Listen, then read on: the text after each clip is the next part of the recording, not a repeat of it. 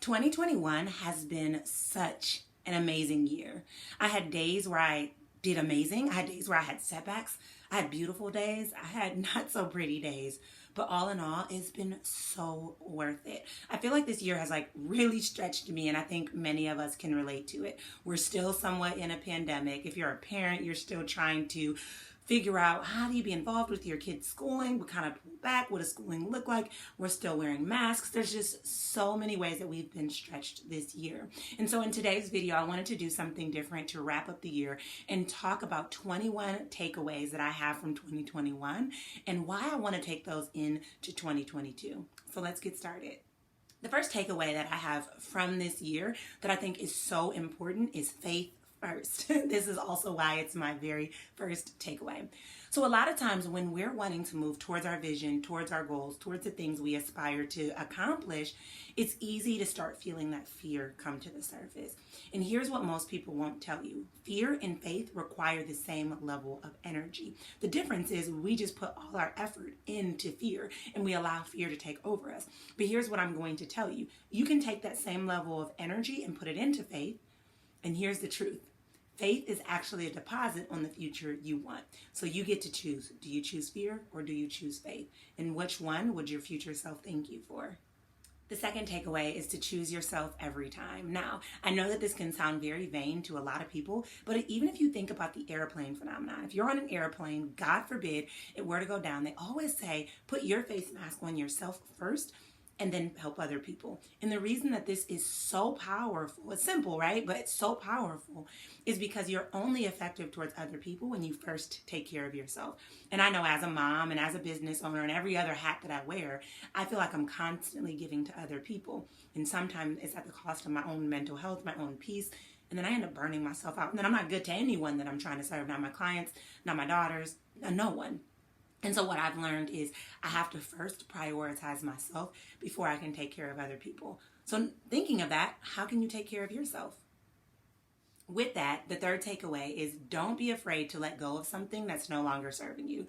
Now, for most people, you're probably thinking I'm talking about a relationship or something of that nature, and maybe that's what's standing out to you, right? That's what your intuition is tugging your heart with.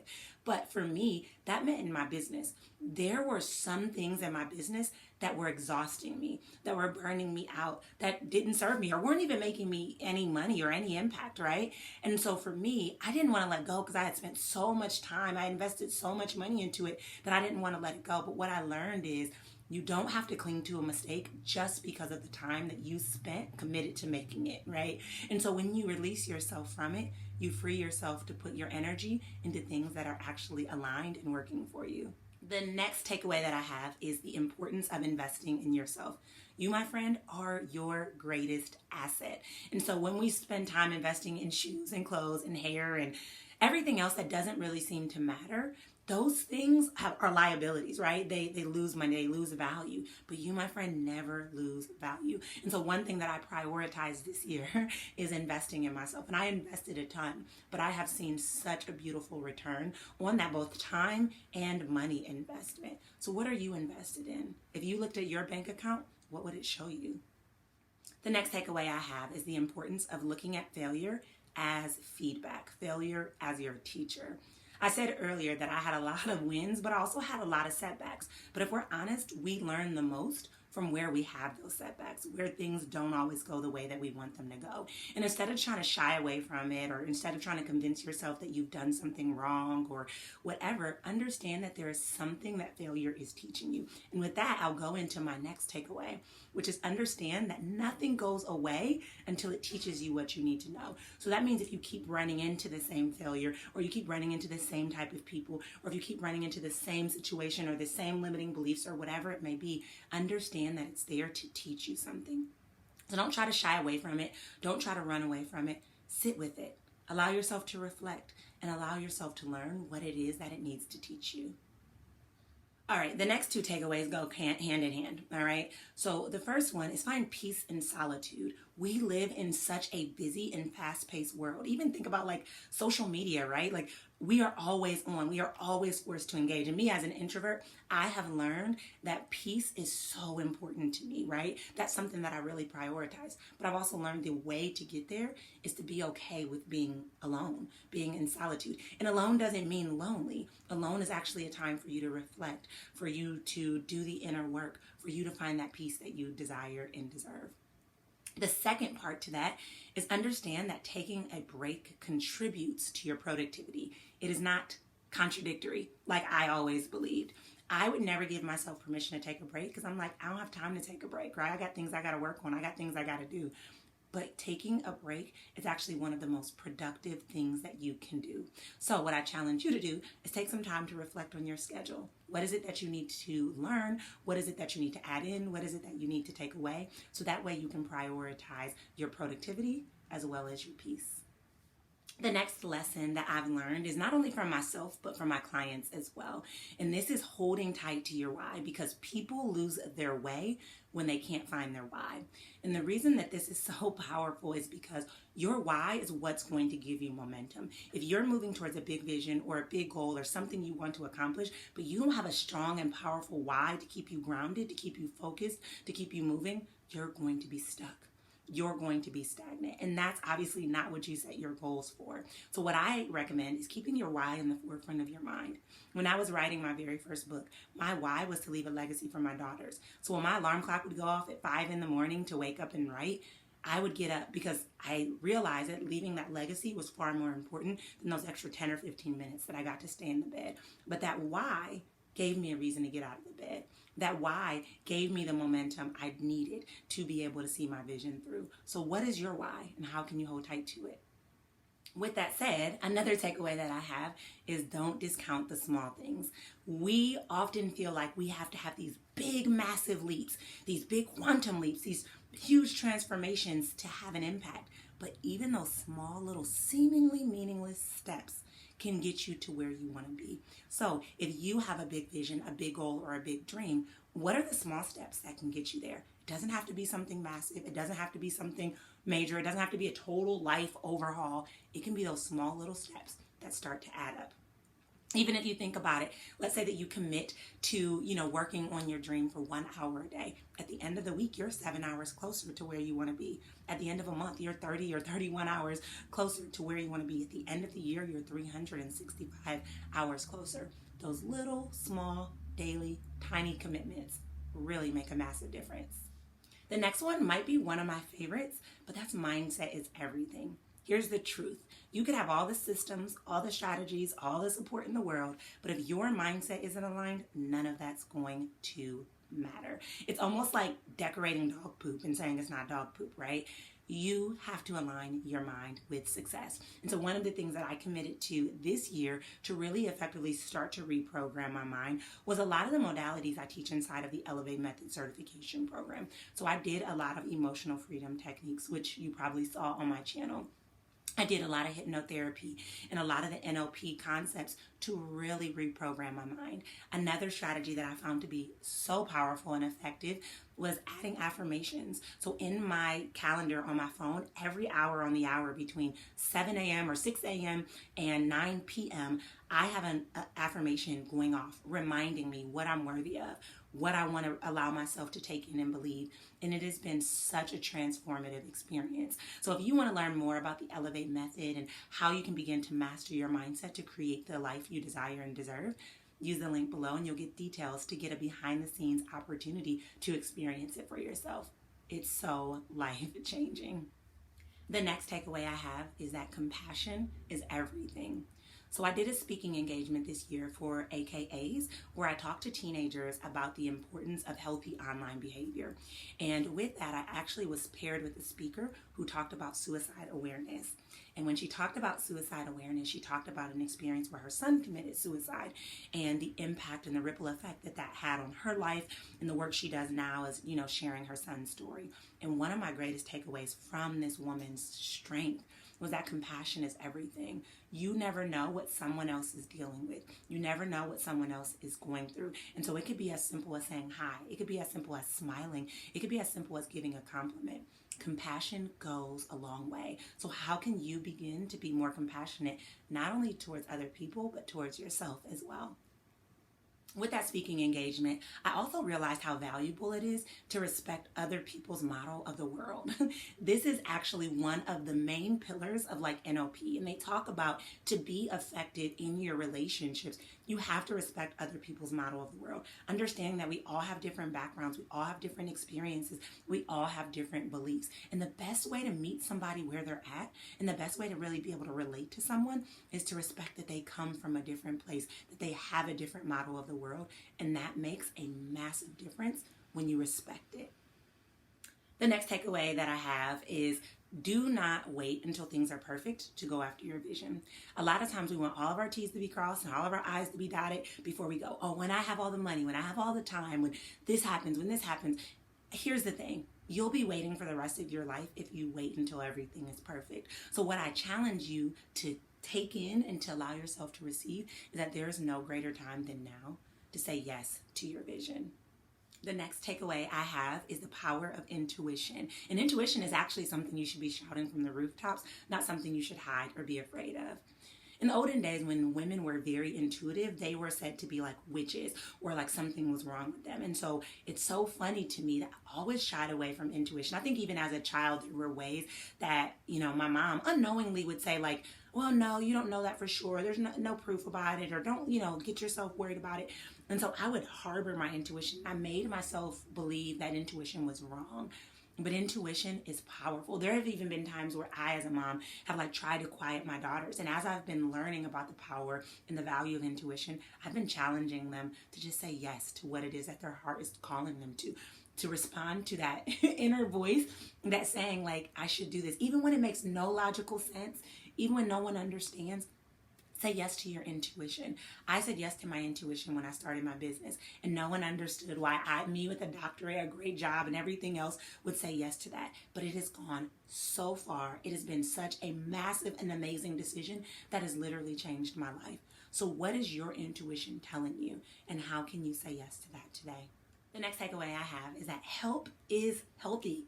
I think as a very resourceful person, as an independent woman, I'm like, oh, I don't want help. I can do it on my own. I'll figure it out on my own. And it was almost like I put on this superwoman cape because I felt like I had to. But once I did it for so long, I normalized it.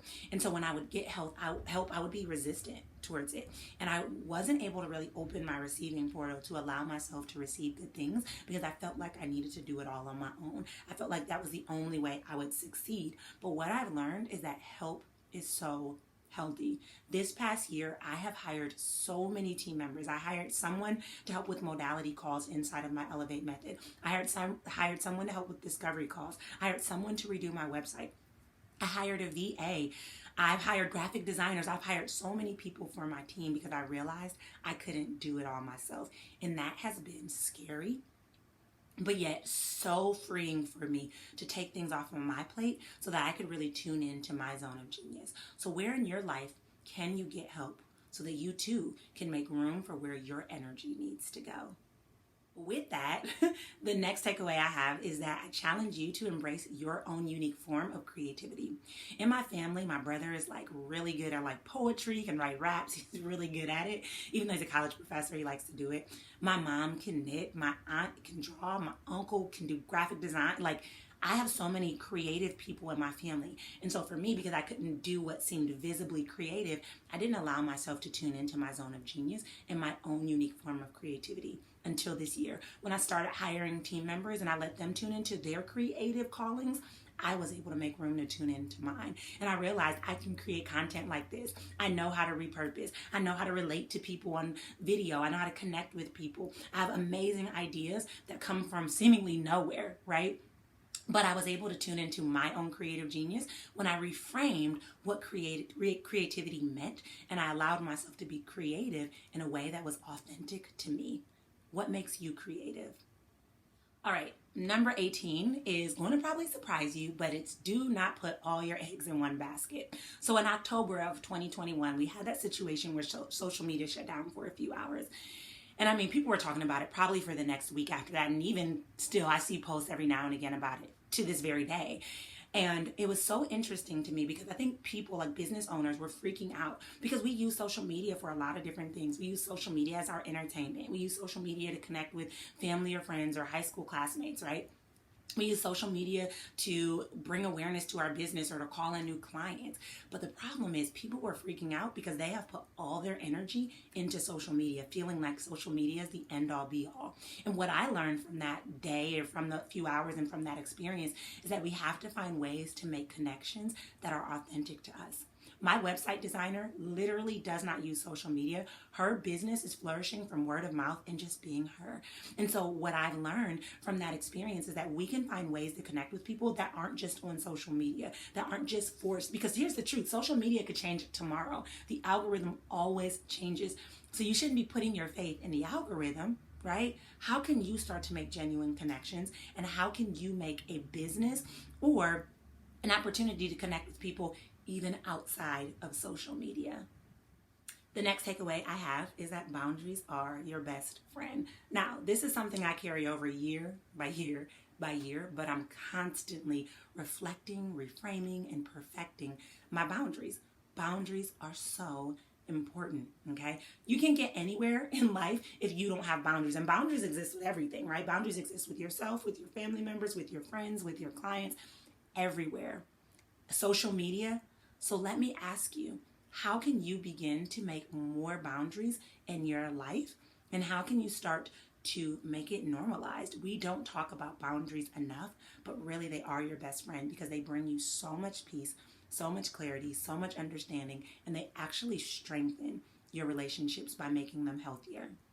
All right, the next takeaway is to do what works for you. Not what the gurus are telling you, not what you think you should do, but do what works for you. That is the best way that you can authentically align with who you are called to be.